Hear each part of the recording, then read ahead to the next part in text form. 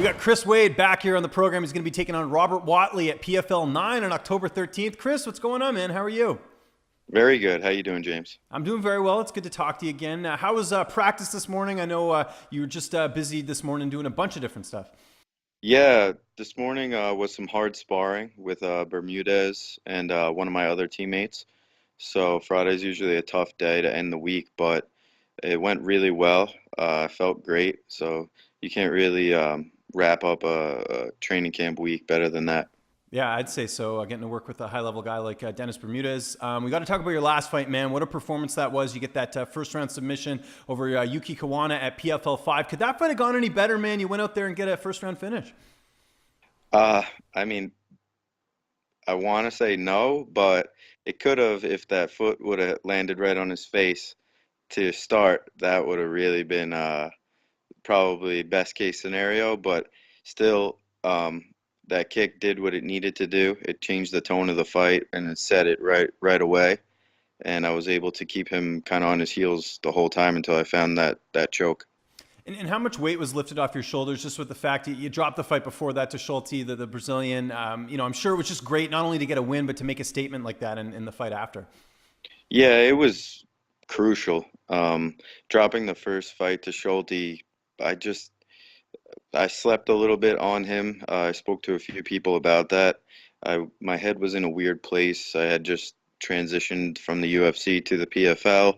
And I thought that I would just mop him and have my way with him. We watched tape on him, um, and he was the opposite fighter of what you've seen in this tournament from him.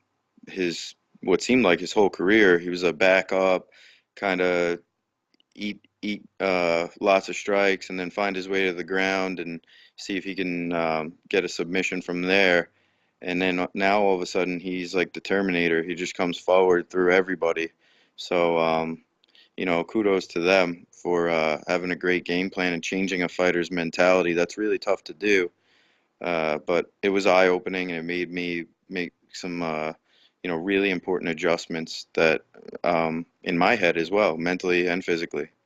And you're getting a lot of different looks for this camp. I saw on Instagram there you were training a bit with Kamaru Usman. How good is it? I mean, I know Ali is part of that too, where he's bringing guys in, or you guys have different guys in the gym. How much of a benefit is that, getting different looks like that? Yeah, I mean, I'm blessed in that regard. I live here very close to the city, and Kamaru was in town for the presser for Connor Khabib, and LaFleur, Kamaru, and I linked up to hit Henzo's, just find kind of a middle ground, so he didn't have to travel all the way out to the island. But you train with guys like this, and then you get in there, and it helps because uh, the guys that you're going up against can't replicate, a welterweight title contender. So a session like that pays real dividends for sure. Speaking of paying dividends, I talked about Ali there. How often is he calling you? I've talked to the fighters about this. They're telling me, they're getting multiple phone calls a week, and not just like quick conversations, but like an hour-long conversation talking about family and all that. It must be really nice to have that in a manager. Yeah, he's awesome. Like you just said, the majority of our conversation is about family, how my daughter's doing, how his kids are doing. He really cares about your kids and your family life because he's a family man himself. Um, so it's almost like the fighting comes once you're set comes second to how family is doing, and that's important to me. So I think that's why he and I vibe so much, and why I'm so glad to have him in my corner. Let's talk about Robert Watley here. 11-2 record. He's the former LFA lightweight champion. How do you feel like you match up against him here? I really like this matchup, but I'm trying to not take the approach of sleeping on anybody anymore. Uh, I have had the opportunity to watch him compete a couple times in the tournament, which I think is a benefit to me because basically the person you see this close to an event is kind of who they are. Not that many changes usually take place. So I just think stylistically that I match up very well against him. If you watch the Will Brooks fight, he had definitely had an issue with some of the grappling exchanges, and I think I'm a stronger grappler than even Will is. So um, I think that it's going to really play to my advantage. Talked about Ryan LaFleur there, one of your training partners. He has this fight coming up, next week. It seems like a lot of your teammates are really getting in the groove with upcoming matchups. Is it just business as usual, mostly for as far as training camp and training partners? Uh, Somewhat, but this particular pocket of time is definitely a little bit bigger than it usually is. You know, sometimes we have fights that are close by, but for him to be fighting on the Conor Khabib card and then me following him up with PFL playoffs the following week, there's definitely a little more on the line here. So the intensity is ratcheted up at Long Island MMA big time, and Dennis has been a presence. He's been really helping us gear up. So he'll be coming out with me to California, and I'm just ready. I'm excited to watch Ryan fight next Saturday. He's so tough. I mean, I don't think Tony knows what he's in for. He did a little bit of talking with Ryan, and you know, you that's not the kind of guy where you want to poke the bear and give him extra incentive to come at you, because I've sparred Ryan many times, and especially this camp. I sparred him the day that we were in the city with Kamaru and Khabib and those guys, and he's just probably one of the most ferocious guys that I've ever had to, go up against. So, I mean, I don't know what that guy's thinking, but that was a mistake. Are you going to his fight, or I guess is it too close to fight time? I mean, I wish that I could. In any other scenario, I would love to be out there to support him in the flesh, but you know, we have to handle our business. It's just too close. It's a distraction almost. Being in that Vegas environment, you know how crazy that gets. So I'm gonna stay home until it's time to leave for California, but I'll be watching on TV. How's the weight cut going? We got this fight in a couple weeks. Everything going according to plan? Yeah, I mean, my weight cuts, I always try to go back to my wrestling, and we made weight quite frequently in wrestling. So I know other guys struggle. They can only fight a few times a year. It's a big weight pool for them. But for me, I think this is where I thrive, with like consistent bouts where I can get in a rhythm and I can get an advantage over some of the people that just cut too much weight and can't perform consistently. Who's going to be in the cage with you on October 13th? Who's going to be in your corner? Dennis is going to be in the corner. Then I have our grappling coach, Kyle Sermonara, who's getting bigger and bigger on the wrestling scene by the day in MMA and locally here in wrestling. He's one of the premier trainers for more of the elite guys here. Suffolk, Nassau, this is a hotbed of wrestling in New York and in the Northeast. So for him to be a premier guy, it says a lot. He does a lot for me in my corner, speaking with me and just getting me ready, getting me to not. Sometimes what happens with me is I forget a little bit about my grappling. I get caught up in my kickboxing. When that happens, I don't transition well, and he's always a voice of reason and saying, "Hey, take this guy down 20 times if we need to. Let's do what we got to do."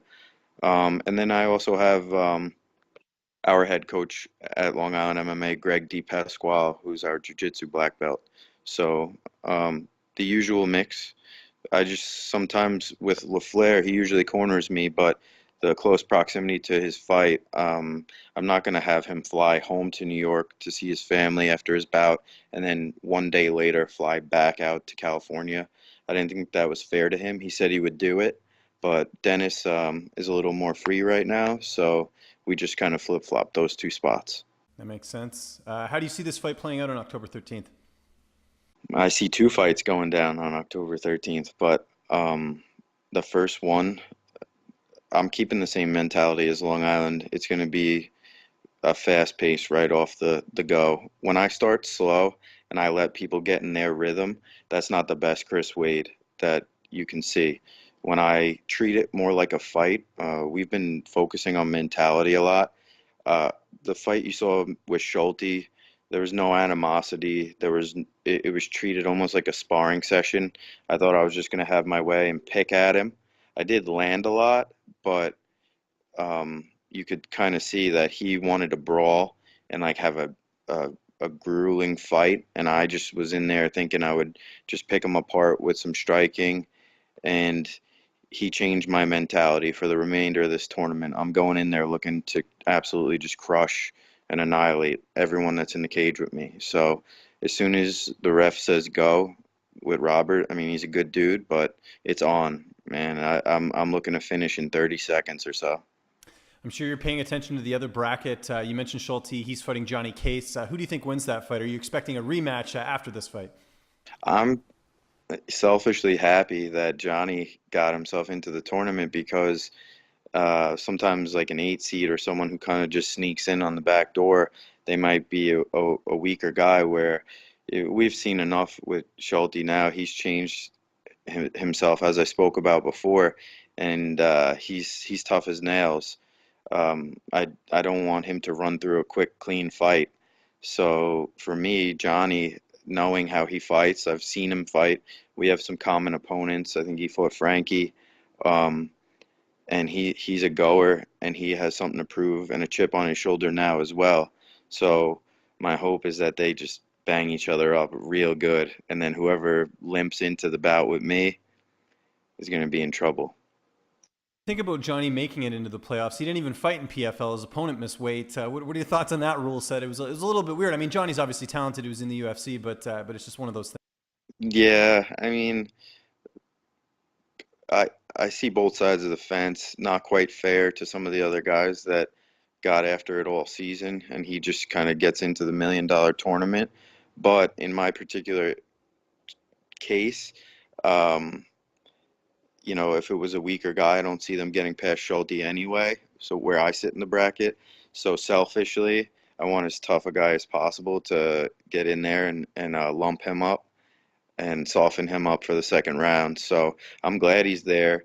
He ran his mouth on me a little bit back in the day when we were both fighting at lightweight in the UFC. Called me boring, unsolicited. I didn't poke at him at all, and that I was like a boring blanket fighter on my Twitter while I was competing in the cage that night. I guess he was watching, and when I saw it after, I told him simply, if you want, very next fight, me and you can go. I'll take you down. I'll smother you, and I'll beat you handily. And he blocked me off Twitter like right after I responded to him. So, I didn't hold it, but now that he's back, I'd almost prefer to see him than Schultz, because he and I have a little bit of bad blood too. So either one of them, I'm good with. Before I let you go here, we got to talk a little bit of baseball. I know obviously things didn't go well for your New York Mets this season. What are you looking at in the offseason? What do you think they need to do to get back on the winning on their winning ways, I should say? So what they need to do is Jeff Wilpon needs to open his wallet up, and he needs to stop getting involved in day-to-day baseball operations because he doesn't know what the hell he's doing. He's a mess. He's been in charge of the team and kind of going over the top of every GM we've had for the last like 10, 15 years since Doubleday finally said, I've had enough and got out of there, which was not good for Met fans. They've been tight with their checkbook, and he tries to manage everything from injuries to who's going to start, when someone's going to be called up, who we're going to sign in free agency, who we're going to trade for. And he's just proven that he's not that sharp. All these owners that get over involved, like who do you see that actually is competent enough? Even Jerry Jones, he does his own interviews every week. Cowboys haven't won since what, 94, Since 95? Deion Sanders days, yeah. Yeah, go away, dude. Let people who know what they're doing do their job. You sit in the booth, open your checkbook, watch the games. These guys, they get like their ego is so large because of what they own that they sabotage their own franchises. And if you listen to local sports radio, every Met fan that calls in, I mean, everyone's just sick of them. So first and foremost, whatever GM gets picked because Sandy's gone needs to be given the freedom and the power to actually operate day to day and not be under their thumb. well, we'll see. Like he hasn't proven that he's willing to do that at all. Um, but as far as like if I was the GM, the bullpen's a mess. We need a closer and we need a few like good arms besides Lugo and Zellman. And we need a power righty bat somewhere in the lineup. And our catching position is just atrocious. You know, Darno, we came from you guys in Toronto, right? And he's a bust. Syndergaard wound up being the prize chip in that trade with Dickey, and which I'm glad, you know, that it took place because Noah is great. You know, we haven't had a good catcher since Piazza, and it's time to get that position straightened out. I know it's not like a deep position in the league. It's scarce to find a good catcher. You see Sanchez struggling on the Yankees right now, pass balls and everything. But if we can just pick up one of those there's a few free agents on the market. I think Ramos is on the market. I'm not sure, but you know, Plawecki and whatever platoon we have back there is just not getting it done. So I think bullpen first and foremost, then catcher, and then like another righty bat because we're lefty heavy right now. We got to get you in like a studio to talk some baseball. There's some dropping some knowledge here on this interview, some baseball talk. Because I know you listen to the sports talk radio all the time. You were telling me. Yeah, oh, every day, all day. I tell everybody like that the means to an end for me. I really want to parlay this into talking sports because that's my passion. MMA is my passion, but I've been a sports, you know, fanatic since I was a kid. Luckily, the Giants saved their season last week and didn't go 0-3 and in the tank. I've had a really hard like couple of years between being a Met fan, a Knick fan, a Giant fan, and a Ranger fan here in New York because all of those teams have been abysmal the last like year or year and a half or so. I mean, the Knicks for way longer. Um, Giants you saw last year, 3-13. The Mets. So I need something to break my way. From a fan perspective, I just need to catch a break here. Well, I think we're going to see a great fight coming up here on October 13th. It's PFL 9. Chris, always a pleasure, man. It was great catching up with you again. Just remind people where they can find you on social media, and if you have any sponsors or shout-outs, the floor is yours, man. So you can find me at Chris Wade MMA on Instagram, C Wade MMA on Snap. If you just search Chris Wade on Facebook, I'll pop right up. Those are my three channels and outlets. Follow me. I'm going to be putting up a lot of great content here in the next few weeks leading up to this bout. And get ready for a storm because I mean business here. I'm serious. People have been sleeping on me for way too long, and it's time. The mentality has changed. It's time to start hurting people. What's up, fight fans? If you like this video, be sure to subscribe to see even more interviews with your favorite UFC and Bellator fighters. We've also got coverage at events, including post-fight press conferences and media scrums. And if you like this video, check out the video to my right. It's worth your time.